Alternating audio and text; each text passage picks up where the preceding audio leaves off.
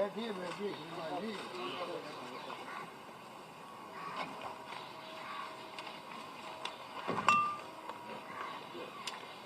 कौन कौन बैठे? ड्राइवर जाइए। शाबाश।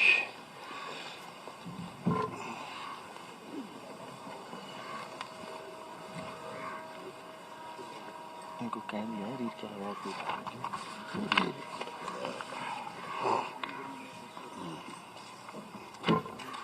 शुरू करें प्रारंभ। इजाजत है।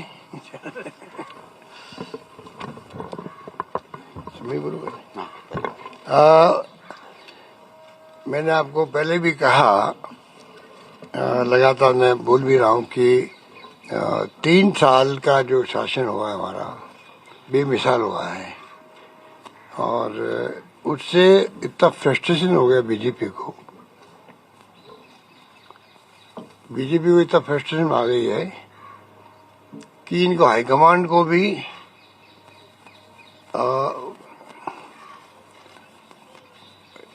आगे आके इनको कहना पड़ रहा है, अरे भाई कौन बोल रहे हैं, कौन बात कर रहे हैं, तो उनको भी कहना पड़ रहा है कि आप कर क्या रहे हो।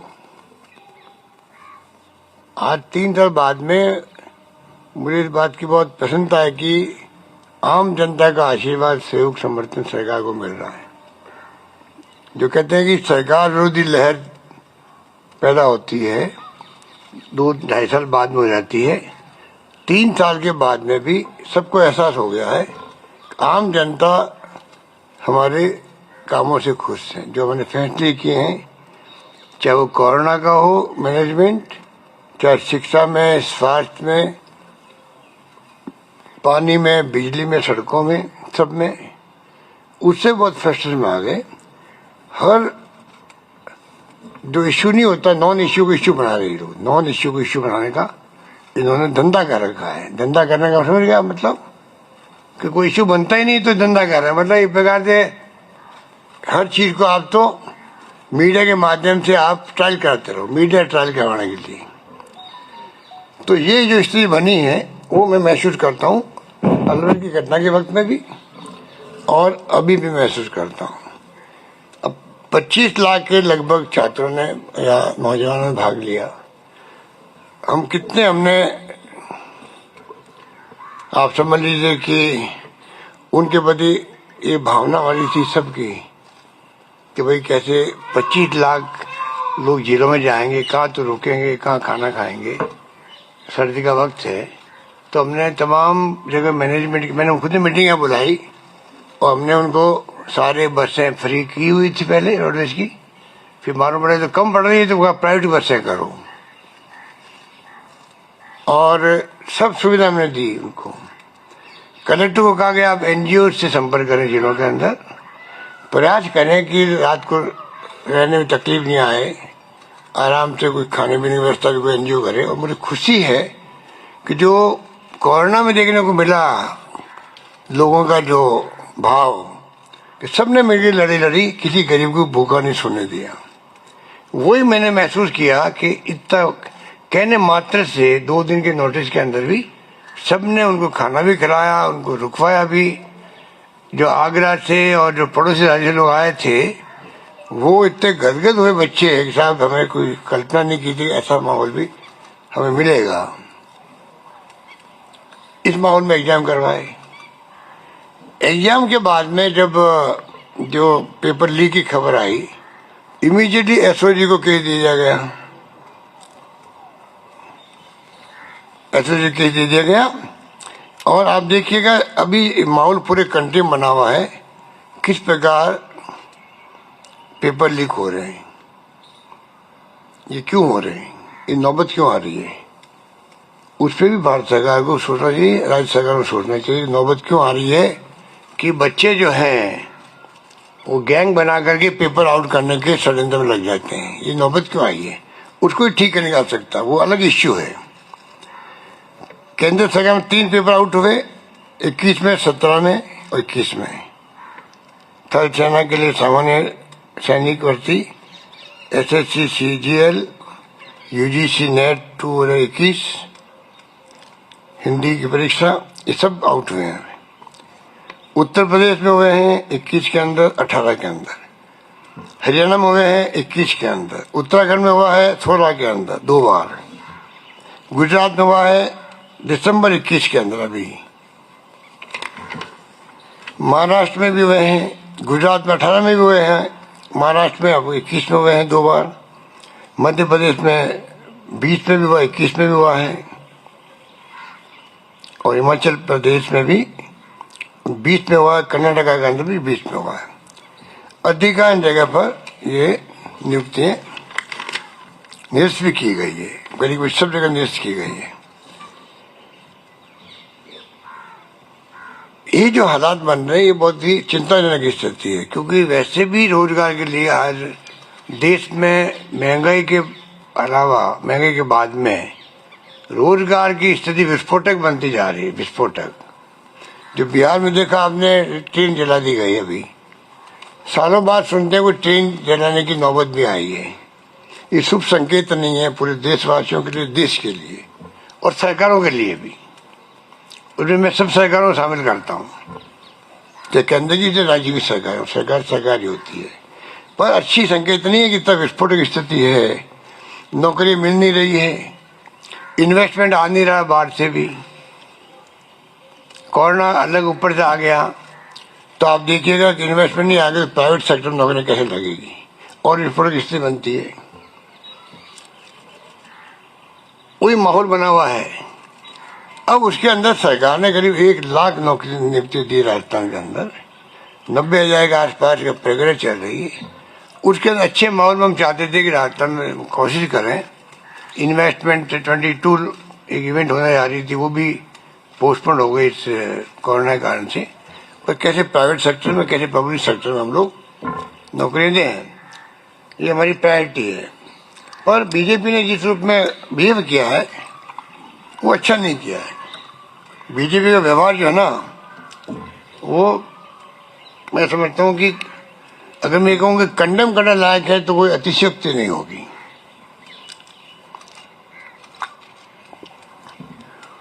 क्योंकि इश्यू को बनाओ, अल्टीमेटली उससे पब्लिक इंटरेस्ट सर्व हो, इश्यू को बनाओ, चाहे कोई बनाए, हम बोले या वो बोले, अल्टीमेटली उससे इंटरेस्ट पब्लिक का सर्व होना चाहिए।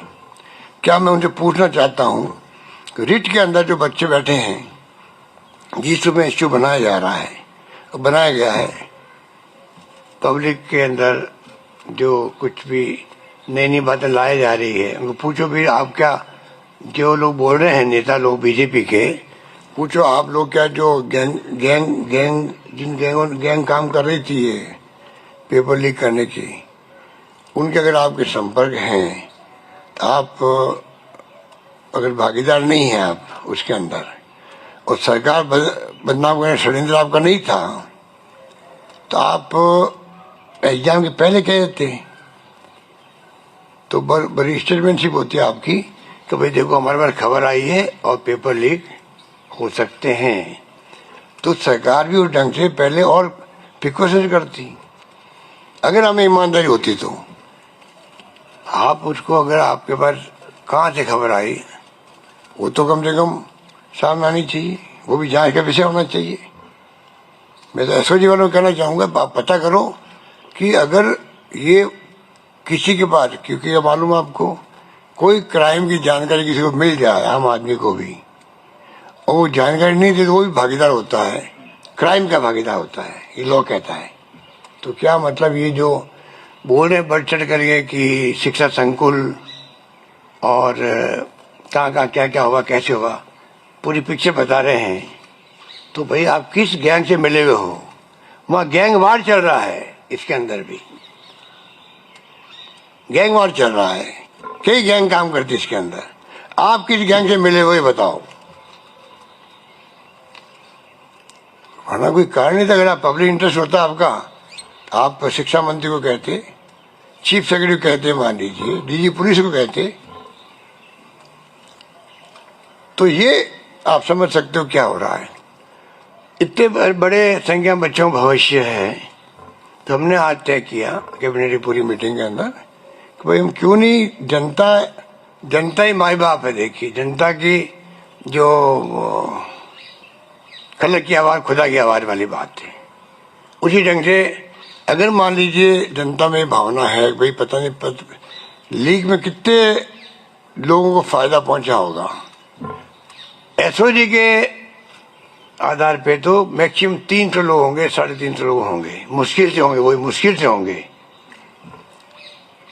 और एसओजी की कामयाबी को कोई अप्रिशिएट नहीं कर रहा है। गुलाब सिंह कटारिया ने अप्रिशिएट किया तो दूसरे दिन, क्योंकि वो आरएसएस और बीजेपी के फासिस्ट लोग, बार बार कहते हैं फासिस्ट लोग हैं, इनका विश्वास नहीं लोकतंत्र में, इसलिए सेकंड है उसको इतना दबाया गया कि उसको अपने बयान बदलना पड़ा। नेता प्रतिपक्ष को बयान बदलना पड़े तो सच्चाई तो बोल दी उन्होंने। फिर दबाव आया कि नहीं अब तो आप तो कर क्या रहे हो, हमारा एजेंडा इस सरकार को बदनाम करने का। ये एजेंडा आपका दिल्ली से चल के आया है, यहाँ पर दिल्ली से चल के एजेंडा आया है इनका कि अब आपके बारे में कुछ नहीं रहा है, 1.5 साल 2 साल बच्चे हैं, अब तो आप सरकार को झूठा ही बदनाम करो, कुछ भी करो। और उसमें इनकी मास्टरी है, काम कम करते हैं, मार्केटिंग ज़्यादा करते हैं। उसी ढंग से ये बदनाम करने का भी आप देखिए इनको तरीका, रात दिन सोशल मीडिया इनके कब्जे में है। जो इनकी वो टोल आने बैठी हुई है, उनका काम धंधा यही है, तो आप समझ सकते हो। तो आज मैंने तय किया कि हम इस एग्जाम को L1 में तो कोई पेपर आउट हुआ नहीं है, L2 का एग्जाम जो है उसको निरस्त करेंगे। और L1 तो एग्जाम उसमें कोई पेपर आउट नहीं हुआ है, L2 का एग्जाम जो उसको निरस्त करके नए सिरे से सबको चांस मिल जाएगा, उसके अंदर कहने की गुंजाइश खत्म हो जाएगी। उसको दोबारा पहले करवाएंगे रीट। जो पहले सिस्टम था भारत सरकार का, हमारे वक्त में 2 एग्जाम होते थे, एलिजिबिलिटी टेस्ट ये और उसके बाद में फाइनल जब नौकरी के लिए भर्तियों का टेस्ट होता है, वही सिस्टम वापस ला रहे हैं, जिसके अंदर अभी इनका एक तो हो गया, ये रद्द हो जाएंगे। संख्या बढ़ा रहे हैं, पहले 31,000 थी, लगभग 31 की थी, 32,000 थी, लगभग 32,000 थी। अब 32 के अलावा पहले 20 हमने घोषणा की थी, अब हम 30 की घोषणा करते हैं। तो 32 और 62,000 भर्ती हो जाएगी, 62,000 भर्ती है टोटल हो जाएगी, टोटल 62,000 भर्ती टोटल हो जाएगी। L1 और L2 में दोनों मिला के इसमें L1 के 15,000 ये वो अलग बात है, माइनस हो गया, ये जो सेलेक्ट हो ये तो हो जाएगा ना, 64,000 कुल होगी ना, पहले 32 थी, अब 30 और मिला रहे हैं। उसमें लेवल 1 के जो अभी पास हो जाएंगे वो 15,000 जो भी फिगर है, तो वो मतलब अलग निकल जाएंगे।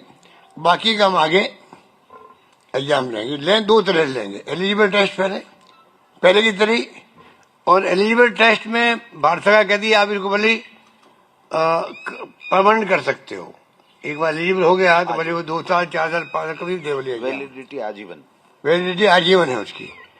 तो वो तो हम बाद में आपको बताएंगे जब रूट्स वगैरह बन जाएंगे, क्योंकि रूट्स बनाने पड़ेंगे नहीं इसको वापस। परंतु इसको अपन चाहेंगे कि वो कराएं और बाद में फाइनल एग्जाम करवाएं, विषय वाइज। जो विषय के होंगे लोग, जो कैंडिडेट विषय वाइज करवाएंगे।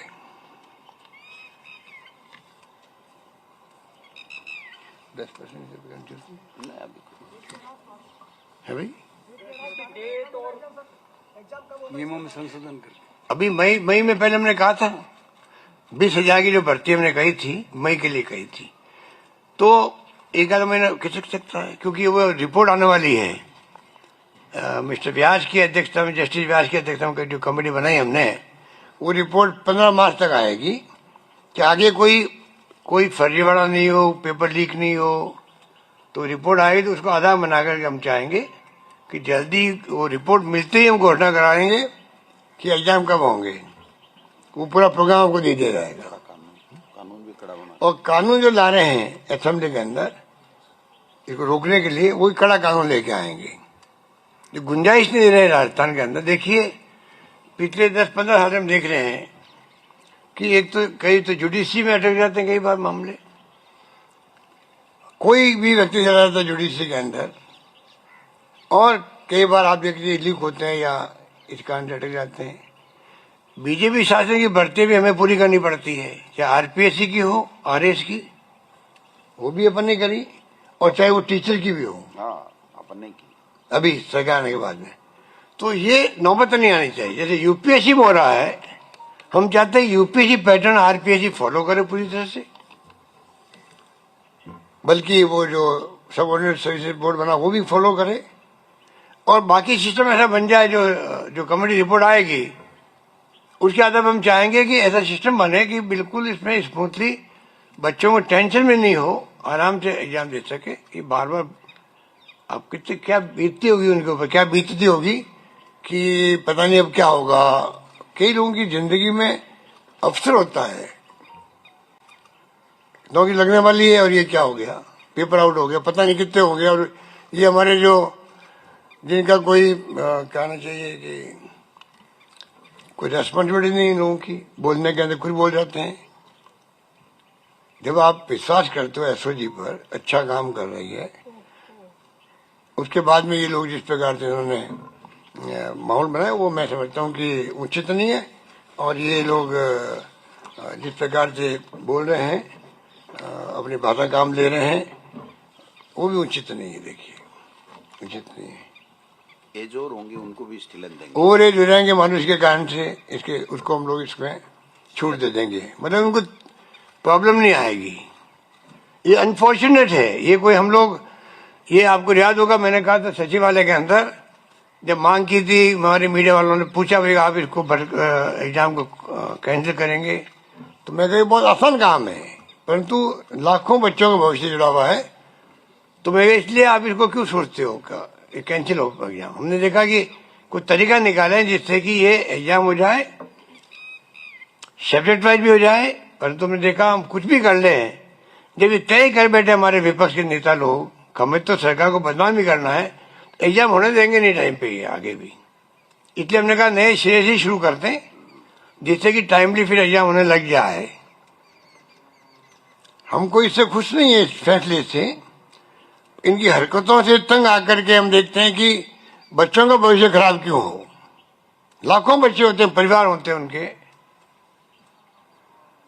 उनमें क्या बीतती है।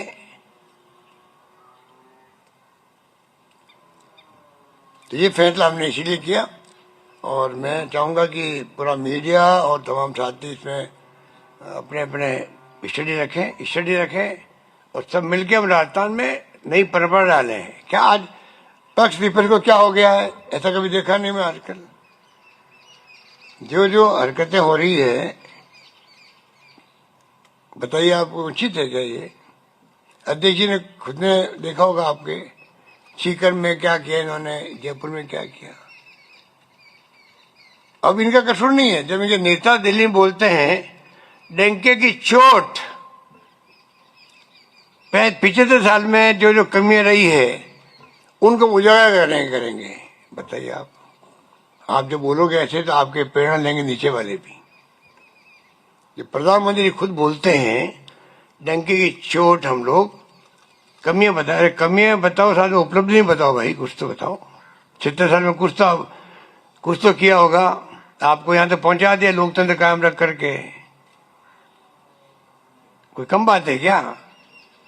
75 साल तक लोकतंत्र मजबूत रहा, चाहे इंदिरा गांधी ने जान दे दी, चाहे राजीव गांधी ने जान दे दी, चाहे सरदार बहन सिंह जी शहीद हो गए, पर खालिस्तान नहीं बनने दिया। कि भूल जाते हैं लोग। तो इसलिए आप कहो कि बातें कम है, पर आज आप बताइए वो सतीश पूनिया जी, अब वो घटना कल जो कोटा में हुई है, हम कोई सपोर्ट नहीं करते उस घटना को, एफआईआर लॉन्च भी हुई है, परंतु वो नौबत क्यों आई है? आप किसी पॉलिटिकल पार्टी के बारे में ऐसा कमेंट करोगे तो स्वतः स्फूर्ति लोगों में गुस्सा आ जाता है। हमारे नेताओं ने कई बार मान लो गॉडसे की बात कर दी, जो सब गॉडसे के भगत लोग हैं, ये सब लोग, तो इनके लोगों ने मुकदमा दर्ज कर दिया हमारे नेताओं के खिलाफ में। आज पीछे बनाना पड़ता उनको। वे तो इनकी विचारधारा तो गौर से मिलने वाली है ना ये तो। इसलिए मैं फिर कहना चाहूंगा, राजस्थान में बचपन से हम देखते आ रहे हैं पक्ष विपक्ष में कितना ही बड़ी आप कड़े से कड़ा स्टेटमेंट दे दीजिए खिलाफ में, शाम को जब मिलेंगे शादी ब्याह के अंदर, समारोह के अंदर, सोशल गैदरिंग में, लगता ही नहीं है कि मैंने सुबह कौन सा स्टेटमेंट दिया। ये परंपरा यहाँ रही है। मैं चाहूंगा हमारे तमाम विपक्षी नेताओं से कि राजस्थान में कृपा करो, इस प्रकार की परंपराएं गलत में डालो। डेमोक्रेसी है, आप अपनी बात को, विचारधारा है, नीति है, कार्यक्रम है, क्या आपकी प्रोग्राम है, उसके आधार पर राजनीति करो। लोकतंत्र में ही बातें होनी चाहिए। बहुत बहुत आप सबका शुक्रिया। बोलो कुछ। ऐसे ही जांच करेगी। हम खुद चाहेंगे ऐसी जांच पूरी करे और पहुंचे, उस क्राइम करने वाले तक पहुंचे, चाहे वो व्यक्ति कोई हो, किसी लेवल का हो, वो चिंता नहीं करे। हमने उनको फ्री हैंड दे रखा है, हम उनसे बात नहीं करते हैं। उनको सुपर्द कर दी जांच, प्रेस कॉन्फ्रेंस एडीजी ने खुद ने की, हमने तो कहा नहीं उनको करो, ना उन्होंने हमसे पूछा भी नहीं। हमें अच्छा भी लगा जिसको जिम्मेदारी दी गई है। जब हम आरोप लगाते हैं सीबीआई पर, इनकम टैक्स पर, ईडी पर आरोप लगाते हैं कि भाई ये मॉनिटरिंग करके तंग करवा रहे देश के लोगों को, तो हमारी कॉन्शियस कभी नहीं कहेगी फिर हम जाकर के एसओजी को कहेंगे तुम ये करो ये मत करो। इतना ही फर्क है। सुभाष गर्ग के बारे में लगातार जो है वो आरोप लगाए जा रहे हैं, किरोड़ी मीणा लगातार आरोप लगा रहे हैं कि ये शामिल है। ये तो इनको क्या नैतिक अधिकार है लगाने का आरोप? किसी के, इनको तो न्यूज में बने रहना खाली पर। किरोड़ी मीणा जी को देखिए, उनको ये जयपुर वाले जो नेता वो इनको अलग थलग किए हुए। किरोड़ी मीणा जी को दिल्ली को खुश करना है, हाईकमांड को, इसलिए चाहते हुए नहीं चाहते हुए भी वो जानबूझ के बोलते ही रहते हैं। उनकी फितरत है बोलने की, इसलिए बोल रहे हैं। दम कोई नहीं है किसी बातों पे, ये मेरा मानना है। लेकिन सर उनके पास जिस तरह की हर रोज जानकारी वो प्रेस कॉन्फ्रेंस करते रहते हैं, क्या उनकी भी? मैंने कहा ना आपको, वापस क्यों पूछवा रहा हूँ मुझसे? मैंने जवाब शुरू में ही कर दिया आपको कि भाई ये तो जांच का विषय होना चाहिए कि तुम कौन सी गैंग से मिले हुए हो।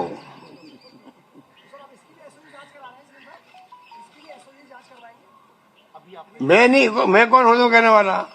एसओजी की ड्यूटी है कि जिसको जो उसको लगे कि ये जो हमने जांच बढ़ाई है आगे, इसमें जो अगर मान लीजिए उनको जरूरत पड़ेगी कि बयान देने के लिए, बयान। सर किरोड़ी लाल मीणा जी ने कहा कि एसओजी जो है गलत दिशा में जांच कर रही है, सीबीआई अगर जांच करती तो दिशा सही हो सकती है। उनकी बातों में ज्यादा उनको सीरियस लेना नहीं चाहिए आपको।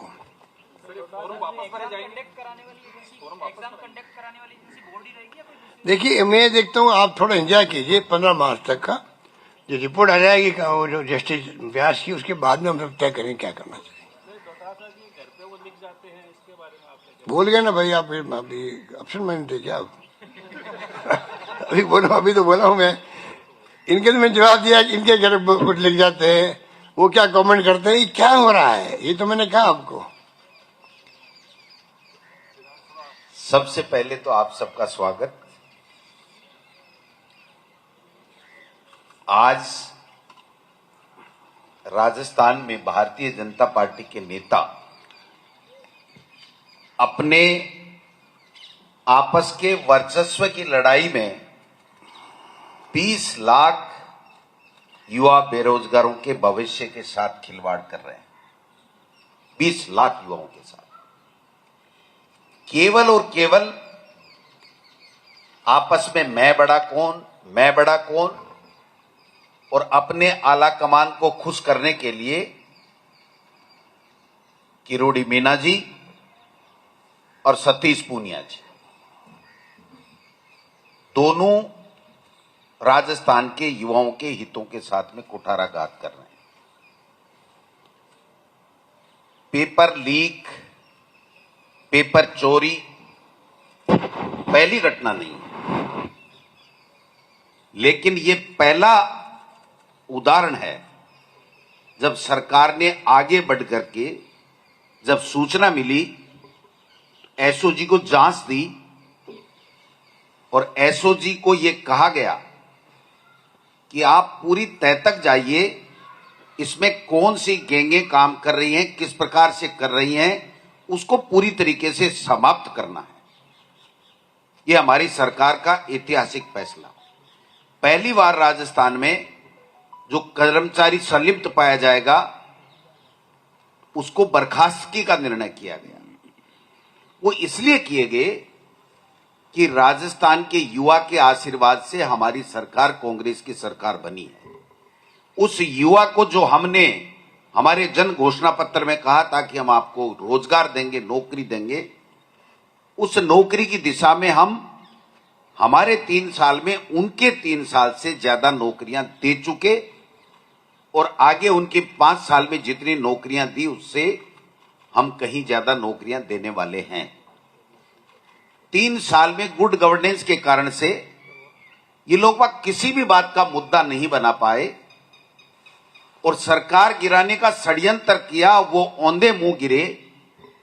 उससे बौखलाए हुए दिल्ली में बैठे हुए भाजपा के नेता अमित शाह जी, मोदी जी और उसके साथी, और यहां पर 2 ग्रुप बल्कि 3 ग्रुप हैं। वसुंधरा राजे जी का ग्रुप, सतीश पूनिया प्रदेश अध्यक्ष है उनका ग्रुप, और किराड़ी मीना जी एकला चलो रे अपना ग्रुप। ये तीनों ग्रुपों ने अपनी वर्चस्व की लड़ाई में 20 लाख राजस्थान के युवाओं को सपनों को चकनाचूर करने का काम किया। उनको इंतजार करना चाहिए था एसओजी का, और मैंने पहले भी कहा था पीसीसी प्रेसिडेंट के नाते और तत्कालीन शिक्षा मंत्री के नाते कि आप कोई भी क्लू बताइए, कोई भी सूचना दीजिए, सरकार पूरी तरीके से जांच करेगी। जब भजनलाल नहीं मिल रहा था तो 1-1.5 महीने तक ये जांच धीमे पड़ गई। मैंने माननीय मुख्यमंत्री जी को आकर के कहा, इसी लोन में हम बैठे थे, कि मुख्यमंत्री जी युवाओं के कारण से हम लोग आए हैं। युवा ये महसूस करता है कि इस जांच को पूरी तह तक ले जाना चाहिए। इन्होंने तुरंत टेलीफोन उठाया और अशोक राठौड़ जी को कहा कि ये जांच आगे क्यों नहीं बढ़ रही है। उन्होंने कहा भजनलाल बिश्नोई हमें मिल नहीं रहा है, हम लगा रखे हैं आदमी, जो ही मिल जाएगा हम इसकी तह तक चले जाएंगे। इनको इंतजार करना चाहिए था, और अगर एसओजी ये कहती कि बड़े लेवल के ऊपर हुआ है तो स्वतः ही सरकार निरस्त कर देती। अगर एसओजी 100 जगह, 200 जगह, 300 जगह की कोई बात करती तो उसके बाद में उस तरीके से सरकार फैसला करती। लेकिन इनको 3 साल में एंटी कमेंसी पैदा नहीं कर पाए। 25 में से 25 सांसद 1 रुपया दिल्ली कोड़ी ला नहीं पाए राजस्थान के विकास के लिए। इसलिए टारगेट करके सरकार बदनाम कैसे हो, मुख्यमंत्री बदनाम कैसे हो, गोविंद डोटासरा बदनाम कैसे हो और दूसरे लोग बदनाम कैसे हो, ये षड्यंत्र किया गया। हमारे खिलाफ तो षड्यंत्र करो, बदनाम करो, अगर हम सच्चे हैं तो सच्चे रहेंगे। इनके बदनाम करने से हम में से कोई भी बदनाम होने वाला नहीं है। लेकिन इन्होंने आज पाप किया उन 20 लाख लोगों के भविष्य के साथ में, क्योंकि ये भर्ती भी मुख्यमंत्री जी ने इसलिए बढ़ाई है कि युवा जिसके कारण से हम सरकार से आए उनके भविष्य के साथ खिलवाड़ नहीं होना चाहिए। और देश में आज बर्निंग इश्यू है। मोदी जी ने युवाओं को रोजगार देने का जो वादा किया था वो तो विफल हो गए, लेकिन हमने जो वादा किया है उसमें हम खरे उतरें, जिससे युवाओं का सरकार के प्रति विश्वास जमा रहे। इसलिए आज ये जो फैसला किया गया है, 62,000 की भर्ती होगी आगे चल करके। नियमों में संशोधन भी इसलिए सोच समझ करके पार्टी की तरफ से भी हमने सुझाव दिया कि कांग्रेस का कार्यकर्ता और नेता माननीय मुख्यमंत्री जी ये चाहते हैं कि इसमें और पारदर्शिता लाई जाए और कड़ा कानून बनाया जाए। इन्होंने कहा राजस्थान की विधानसभा में कानून बनाएंगे, विपक्ष के भी सुझाव लेंगे। एक रिटायर्ड जस्टिस की अध्यक्षता में इन्होंने कमेटी भी बनाई है, उसके भी सुझाव लेंगे। और हम 2 एग्जाम इसलिए करवा रहे हैं कि 101% पारदर्शिता रहे किसी तरीके, क्योंकि एक एग्जाम जब सिलेक्शन की हो जाती है तो फिर आदमी येन केन प्रकरण प्रयास करता है और उसमें कहीं न कहीं कोई चूक हो जाती है। ये पहली सरकार है जब एसओजी ने यह बताया कि पेपर रखने में चूक हुई है। तत्काल बोर्ड के आधी रात को अध्यक्ष को बर्खास्त किया गया। इस्तीफा भी ले सकते थे, लेकिन नहीं, इसलिए कि हमारी नीयत में ईमानदारी, हमारे कण कण में ईमानदारी, और हम युवाओं के साथ अन्याय नहीं कर सकते। उन्होंने अगर कोई प्रोसीजरल गलती की है, जिसको एक तरीके से जो जिम्मेदारी दी है वो सही तरीके से नहीं निभा पाए, तो उसको बर्खास्त किया। बोर्ड के सचिव को निलंबित किया। बातें बड़ी बड़ी करते हैं ये लोग बाग। किस प्रकार से मुख्यमंत्री जी ने कहा, कहां से क्या तार जुड़े में कैसे सूचनाएं आ रही हैं, ये सब दूध का दूध पानी पानी होने वाला है, पानी का पानी हो जाएगा, चिंता करने की बात नहीं है। मेरे ऊपर व्यक्तिगत रूप से अगर किसी भी नेता ने कोई आरोप लगाया, एक आलपिन की नोक जितना आरोप साबित कर दे इस रीट भर्ती परीक्षा मेरे या मेरे परिवार के शामिल होने का, तो मैं आप सबके सामने कह रहा हूं, कोट कर लीजिए, जिंदगी में मैं और मेरा परिवार राजनीति नहीं करेंगे। 12 लोग फेल हो गए हो तो बताओ। लेकिन मेरे परिवार के 13 लोगों ने एग्जाम दिया। मैं विधानसभा में बताने वाला था, मेरे परिवार के 13 लोगों ने एग्जाम दिया, 13 में से एक भी पास नहीं। इनको शर्म आनी चाहिए। सुभाष गर्ग जी के पीएसओ के लिए अभी किरोड़ी जी ने बोला कि वो पास हो गया, पेपर लीक हो गया, 150 में से 29 नंबर आए। शर्म आनी चाहिए। ये युवाओं के भविष्य के साथ खिलवाड़ कर रहे हैं। ये कोई छोटी मोटी बात नहीं है। आप किसी के ऊपर मन मर्जी है जैसे आरोप लगा दो।